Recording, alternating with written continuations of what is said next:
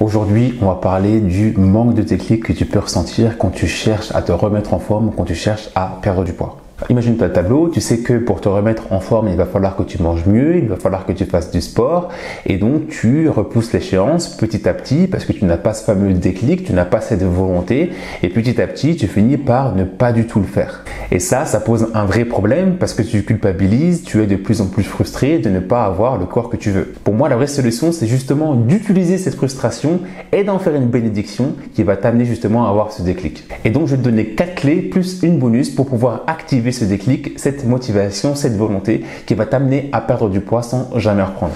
La première clé, c'est vraiment de t'inspirer des gens qui ont réussi avant toi. Car oui, s'il y a des gens qui ont réussi justement à avoir ce déclic pour pouvoir exploser leurs résultats, toi aussi tu peux le faire. En réalité, souvent, la seule chose qui nous empêche d'atteindre l'impossible, c'est justement de croire que c'est impossible. Par exemple, en Angleterre, pendant 100 ans, personne n'était capable de battre le record de course à pied sur 1 mile qui correspond à peu près à 1,5 km qui était fixé à 4 minutes. Si bien que tout le monde se disait que finalement c'était impossible. Et un jour, en 1954, Roger Bannister, un Anglais, a réussi à battre ce record. Du coup, tous les coureurs se sont dit que c'était possible et ce record a été battu maintes et maintes fois après. Ce qu'il faut retenir de cette histoire, c'est qu'une fois que les coureurs ont pris conscience qu'il était possible d'aller plus vite, ils se sont dépassés et ils ont réussi à exploser ce record. Toi, ce qu'il faut que tu comprennes, c'est qu'il faut que tu sois dans le même état d'esprit que ces coureurs. Et pour t'aider à y croire, va voir les témoignages des personnes que j'ai pu coacher, qui ont réussi à perdre du poids de façon significative et tu te rendras compte que toi aussi, tu es tout à fait capable de le faire.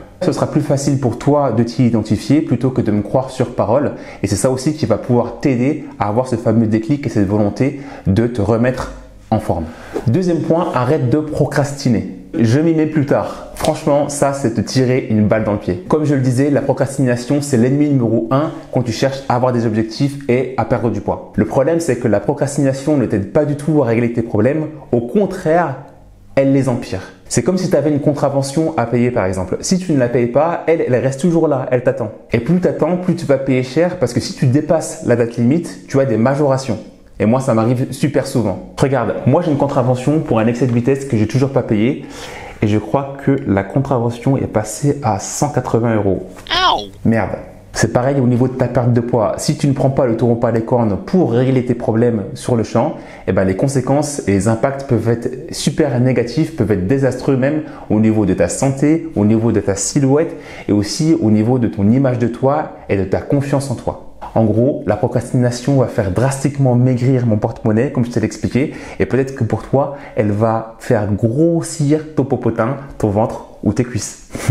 Donc garde cette image en tête pour t'aider à augmenter ta volonté et à avoir ce fameux déclic pour te prendre en main maintenant et perdre du poids sur le long terme. Et la meilleure technique pour moi pour exploser la procrastination, c'est de se donner des deadlines dans tout ce que tu fais. Donc prends un calendrier, définis une date pour te prendre définitivement en main et tiens-toi-y. Le troisième point, c'est le fait de faire table rase du passé et de se tourner vers l'avenir. Toi qui m'écoutes, est-ce que tu as déjà vu quelqu'un conduire et en même temps regarder son rétroviseur ?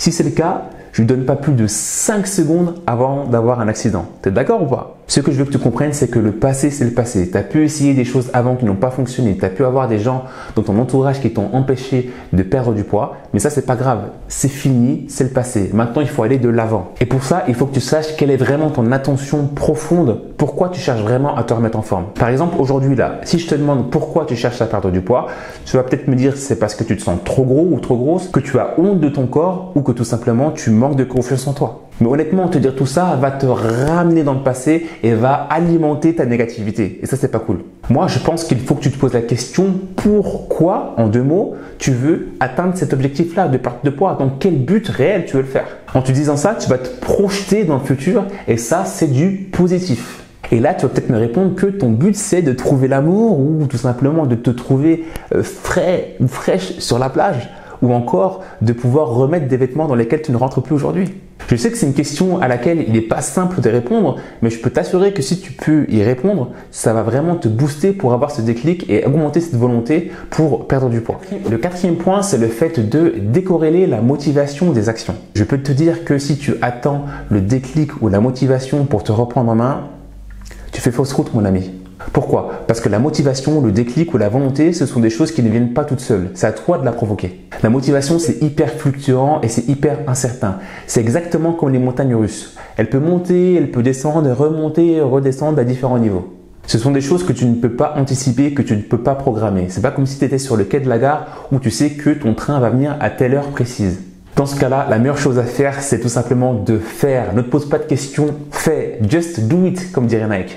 Mets en place des bases de ta perte de poids au niveau de ton mindset, au niveau de ton alimentation, au niveau de tes activités physiques. En gros, mets le déclic, la motivation, la volonté sur le bord de la route et toi, avance vers ton objectif final, vers ta destination finale qui est le fait de perdre 10 kilos en 2 ou 3 mois par exemple. Dernier point qui est un bonus, je continue avec la métaphore de la voiture que j'aime bien. Ne démarre pas trop vite. N'appuie pas trop fort sur l'accélérateur. Si ça fait 10 ans que tu ne manges que des burgers, que de la malbouffe et que du jour au lendemain tu te mets à manger que des légumes vapeur, ça ne marchera pas. Faut que tu comprennes que la perte de poids, c'est un marathon et c'est pas du tout un sprint quoi. Si tu veux aller plus loin, je t'invite à cliquer sur le lien dans la description pour télécharger mon dernier ebook qui s'appelle Mes 40 meilleurs secrets pour booster ta perte de poids. C'est un petit livre qui se lit rapidement et tu vas pouvoir apprendre plein de choses, des choses que tu ne fais pas forcément, auxquelles tu ne penses pas forcément, mais que si tu appliques sur le long terme, tu vas pouvoir perdre du poids drastiquement, je te le garantis. Si vraiment tu veux passer à l'action, si tu veux passer à l'étape supérieure, écris-moi un simple mail et on travaillera ensemble sur une feuille de route personnalisée sur mesure parce que j'estime que comme les flocons de neige, nous sommes tous uniques, nous avons tous nos propres personnalités et l'idée c'est vraiment de faire du coaching sur mesure qui soit adapté à ta situation et à tes besoins. Quant à nous, on se retrouve dimanche prochain pour une nouvelle vidéo. C'était Mams pour Mindset to Action. Ciao!